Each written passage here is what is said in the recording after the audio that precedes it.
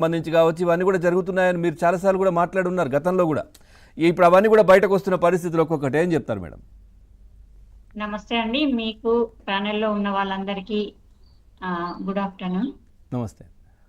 మేము గత కొన్ని సంవత్సరాలుగా చెప్తూనే ఉన్నాం, ఏదైతే అనుకుంటున్న విషయాన్ని ఈరోజు లేఖ రూపంలో బయటకు వచ్చి స్పష్టం చేసింది.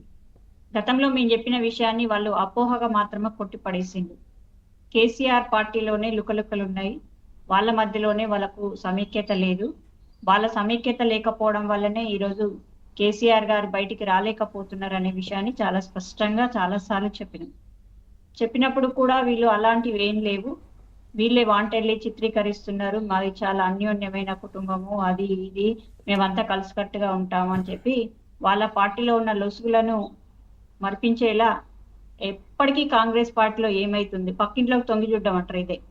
కాంగ్రెస్ పార్టీలోకి ఏమైతుంది, కాంగ్రెస్ పార్టీలో ఎవరు తిట్టుకుంటున్నారు, కాంగ్రెస్ పార్టీలో ఏ ప్రజాస్వామ్యం ఉంది, ఏం జరుగుతుంది, ఈ విషయాల మీద ఫోకస్ చేస్తూ వాళ్ళ ఉనికిని కోల్పోయే ప్రమాదంలో వాళ్ళు పడిపోయింది. మేము గతంలో చాలాసార్లు చెప్పినాం, ఏదైనా పార్టీ కన్స్ట్రక్టివ్ గా ఉండాలంటే ప్రజల మధ్యలో ఉండాల్సిన అవసరం ఉంటుంది. ఏదైతే తెలంగాణ ముసుగులో, తెలంగాణ గాలిలో పార్టీ అధికారంలోకి రావడాన్ని అది పార్టీ బలంగా ఉన్నట్టుగా నమ్మద్దు. అది వాళ్ళ బలం కాదు, అది సొంత బలం కాదు. వాళ్ళ కుటుంబం చేతిలో ఆ రోజు తెలంగాణ బందీ అయిపోయి ఉంది కాబట్టి అలాంటి పాలన మాకొద్దని చెప్పి ఈరోజు ఏదైతే ప్రజాపాలన కోరుకుంటున్న వాళ్ళు కాంగ్రెస్ పార్టీకి పట్టం కట్టారు. ఈరోజు కాంగ్రెస్ పార్టీలో స్వతంత్రంగా అందరూ మంత్రులు పనిచేసుకుంటున్నారు. గతంలో మనం చూసాం, ఏదైనా మంత్రిత్వ శాఖ విషయం మాట్లాడాలంటే కేటీఆర్ గారు మాత్రమే అడ్రస్ చేయాలి. ఎనీ శాఖ, ఆయనకు సంబంధం ఉన్నా లేకున్నా ఎనీ శాఖ అయినా, పార్టీలో ఏదైనా విషయాలు ఉన్నా కానీ కేటీఆర్ గారే అడ్రస్ చేయాలి. ఎందుకంటే వర్కింగ్ ప్రెసిడెంట్, అంటే పార్టీకి వర్కింగ్ ప్రెసిడెంట్. పార్టీయే కాదు మేడం, ఇప్పుడు అసెంబ్లీలో మాట్లాడాలంటే హరీష్ రావు గారు లేదంటే కేటీఆర్ గారు.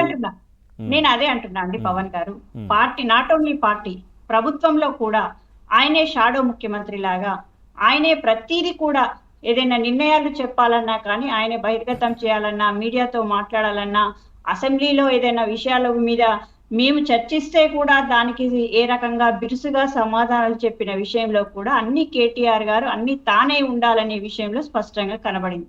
ఏదైతే ప్రభుత్వం అధికారం కోల్పోయిన తర్వాత ఒక్కొక్కటిగా వాళ్ళ కుటుంబంలో ఆధిపత్యం అనేది మొదలైపోయింది.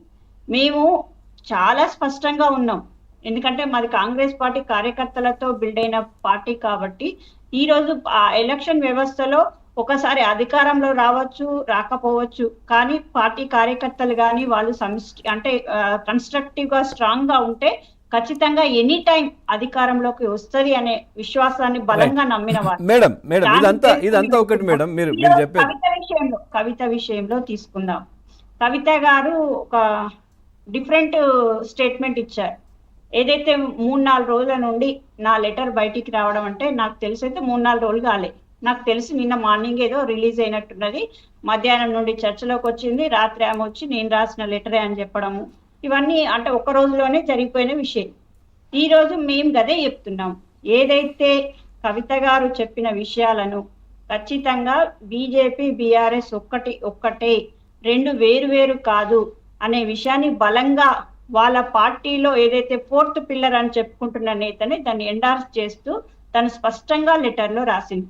సరే, ఆ లెటర్ ఎవరు బయట పెట్టిందా, వాంటెల్లి వాళ్ళే బయట పెట్టుకున్నారా, వీళ్ళే బయట పెట్టుకున్నారా అని కాదు, ఏదైతే పబ్లిక్ లో ఉన్న ఒపీనియన్ అనేది స్పష్టంగా బీజేపీ బీఆర్ఎస్ ఒక్కటే అని. అదొకటి మేడం, అట్లాగే లేఖ ఒక డ్రామా అంటూ కూడా నిన్న కోమటిరెడ్డి వెంకటరెడ్డి గారు కూడా చెప్పారు. అంటే ఇదంతా అంతర్గతంగా చేసుకున్నటువంటి ప్లాన్ ఇది అని చెప్తున్నారు. ఎట్లా అనిపిస్తుంది, అది ఏంటి ప్లాన్? అది నేను అదే చెప్పాను, అంటే తను వచ్చి 3-4 డేస్ నుండి మీడియాలో చక్కర్లు కొడుతుంది నా లేఖ అని చెప్పడం, నా 3-4 రోజులు కాదు.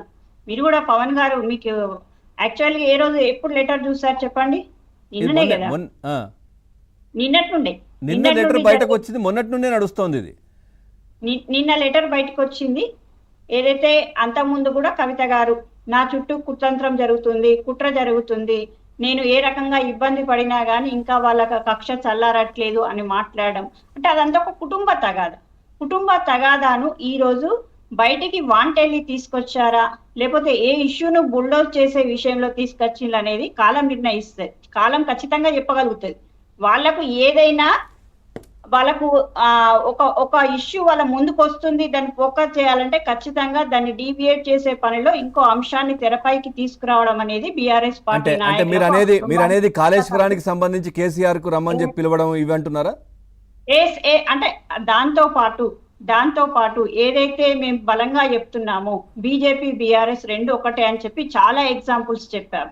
ఏదైతే మొన్న జరిగిన ఎమ్మెల్సీ ఎలక్షన్లు కానీ లేకపోతే ప్రతిదీ కూడా ఈ రోజు కాళేశ్వరం ప్రాజెక్టుల విషయంలో కమిషన్ల విషయంలో దాని ప్రాజెక్ట్ అవినీతి విషయంలో నోటీసులు అందుకుంటున్న వాళ్ళు ఈ రోజు బీజేపీలో కూడా కీలక నేతలుగా ఉన్నారు.